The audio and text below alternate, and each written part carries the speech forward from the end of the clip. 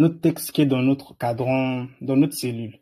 Et nous avons plusieurs possibilités d'utiliser ce texte-là. Nous avons des polices d'écriture qu'on peut donner à notre texte. Comme je vous disais, il y avait plusieurs polices d'écriture. Et remarquez que chaque fois que je survole sur une police d'écriture, en arrière-plan, la police d'écriture aussi change. Chaque fois que je survole sur une police, en arrière-plan, ça change. Ça nous permet de voir quelle police d'écriture on va utiliser. Donc, personnellement, moi, j'aime utiliser du Time New Roman. Donc, tu écris Time New Roman, tu vas tomber sur la police d'écriture Time, tu cliques sur cette police et tu l'appliques. Donc, et chaque fois que vous utilisez souvent une police d'écriture, cette police-là va venir dans les polices utilisées récemment. Moi, j'ai pas une police d'écriture que j'utilise tellement trop dans Excel, du coup, ça ne s'est pas affiché. Mais il y a un onglet ici, par exemple, au début de votre truc de police qui va s'afficher avec le temps. Quand vous allez utiliser beaucoup une police, ça vous permettra de réutiliser votre police à chaque fois que vous en aurez besoin et tout. Donc, moi, je vais cliquer sur cette police Time New Roman que j'ai choisi. Voilà.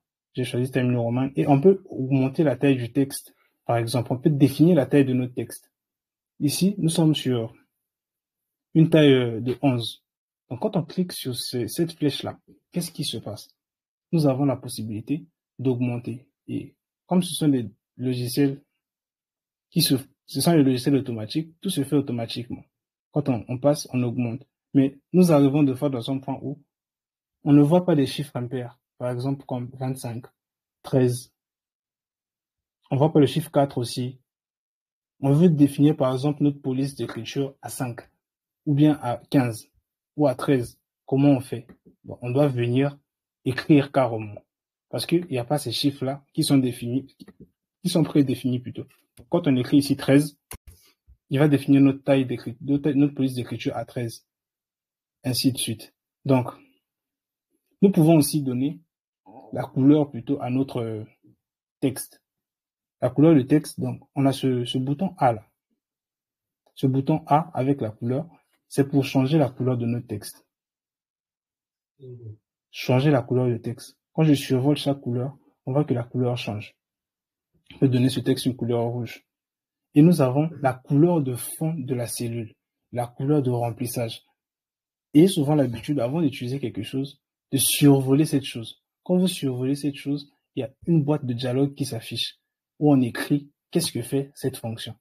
On écrit au fait couleur de remplissage. Vous pouvez lire, appliquer une couleur à l'arrière-plan des cellules pour les faire ressortir.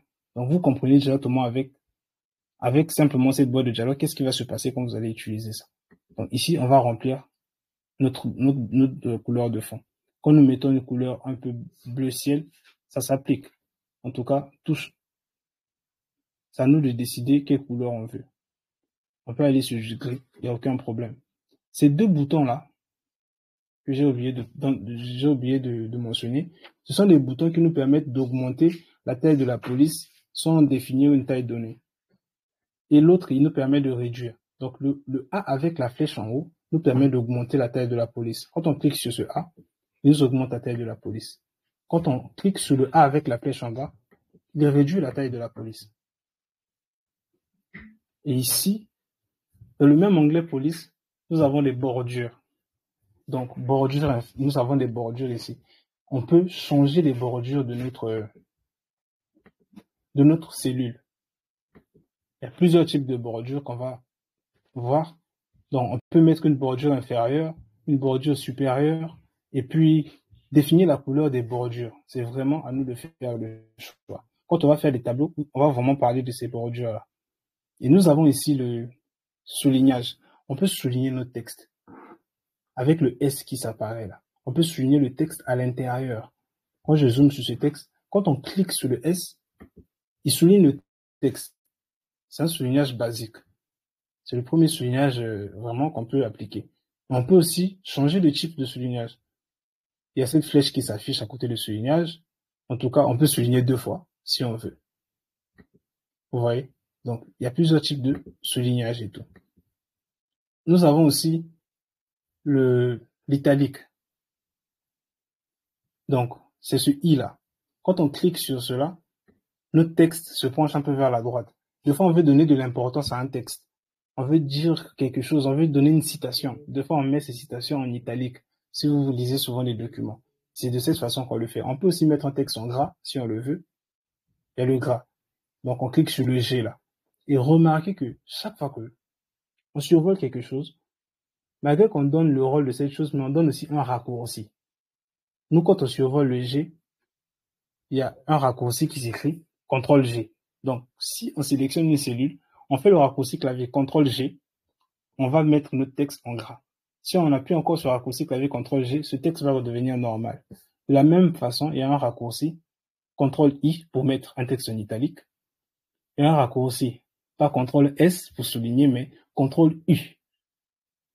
CTRL-U pour souligner. CTRL-S, c'est pour enregistrer le document. Donc, ayez souvent l'habitude de travailler avec des raccourcis, ça va vous aider à aller plus vite et tout. Nous avons aussi la possibilité de copier des cellules, en fait. Donc, on copie le contenu d'une cellule. Nous avons la possibilité de copier. Pour copier, il y a un raccourci clavier. Mais avant cela, il y a d'abord dans notre presse-papier, dans le groupement presse-papier, nous pouvons voir ici l'option copier. Et on met entre parenthèses le raccourci clavier CTRL-C. Mais nous avons plusieurs options de copiage. On peut copier comme image, on peut simplement copier le texte. On copie. Quand on copie, on peut venir dans une autre cellule pour coller. Et pour coller, qu'est-ce qu'on fait? Il y a carrément une option ici aussi et son raccourci. Donc, on peut soit cliquer sur ce bouton, soit faire le raccourci clavier CTRL-V. Donc, on sélectionne notre cellule et on vient coller. Mais remarquez que quand on colle, il vient avec la forme de la cellule précédente. Et deux fois, on a appelé simplement à coller le texte. On n'a pas besoin de la mise en forme deux fois. Et pour cela, nous avons la possibilité de coller sans la mise en forme. Donc, là où on écrit coller, on va cliquer sur cette flèche-là. On aura la possibilité ici, attendez, voilà. Ici, on a la possibilité de conserver la mise en forme source. Et ici, on a la possibilité simplement de coller. Ça refait la mise en forme. Je ne sais pas pourquoi. Voilà. Donc, reprenons. Voilà. Collage 1, 2, 3. Sur les images. Comme vous pouvez voir, il y a plusieurs... ici, on peut coller, voilà. On peut coller aussi sans bordure. Vous voyez, ici, à la base, on pouvait définir des bordures ici. Et quand on colle avec cette option-là, on va coller sans bordure. Ici, on peut aussi coller des formules. Et voilà. Il y a un peu toutes ces méthodes de collage. Il y a encore d'autres collages spéciaux. C'est vraiment à nous de voir. Dans Word, c'est tellement bien fait où, dans le sens où on peut copier carrément un texte sans sa mise en forme totalement. Je ne sais pas pourquoi je ne retrouve pas cette fonctionnalité ici, mais il y a cette possibilité-là dans Word de copier de coller plutôt un texte sans plutôt afficher sa mise en forme. Mais ici, on peut simplement gérer avec les bordures et tout. C'est pas grave. Donc, on peut passer à notre onglet alignement. Cet onglet alignement nous permet d'aligner notre texte dans la cellule. Il permet d'aligner pas simplement le texte, ça peut être des images, mais ça nous permet d'aligner le contenu de la cellule. Si ici, par exemple, nous augmentons le contenu de notre cellule, nous augmentons la taille, on va venir, par exemple, ici, à gauche, entre les deux chiffres, entre le 2 et le 3, il y a un plus qui s'affiche. Et ce plus-là, ça peut nous aider à tirer la taille de notre cellule, à augmenter cette taille-là. Et nous voulons, par exemple, centrer le texte de cette cellule. On veut centrer le texte de cette cellule. Donc, nous avons des alignements qu'on peut donner. Il y a un alignement à gauche, c'est l'alignement par défaut. Il y a un alignement centré. Vous voyez, le texte se centre. Il y a un alignement aussi à droite. Et quand on centre, on remarque que malgré qu'on l'a centré, il n'est toujours pas vraiment centré au milieu, vraiment du milieu de la cellule. Et il y a encore un autre alignement ici. Ici, on peut encore l'aligner vraiment au milieu de la cellule. Et on voit que malgré que notre cellule est grosse, le texte est vraiment centré au milieu. Nous avons aussi la possibilité de changer l'orientation de notre texte. Donc, quand on clique sur ce AB avec une flèche là, il y a une boîte de dialogue qui sort, ça s'appelle orientation. Donc, quand on clique sur ces options d'orientation, on peut changer l'orientation de notre texte. Vous voyez, elle peut regarder vers le bas, regarder vers le haut. En tout cas, il y a plusieurs options. Nous-mêmes aussi, on peut définir vraiment l'orientation.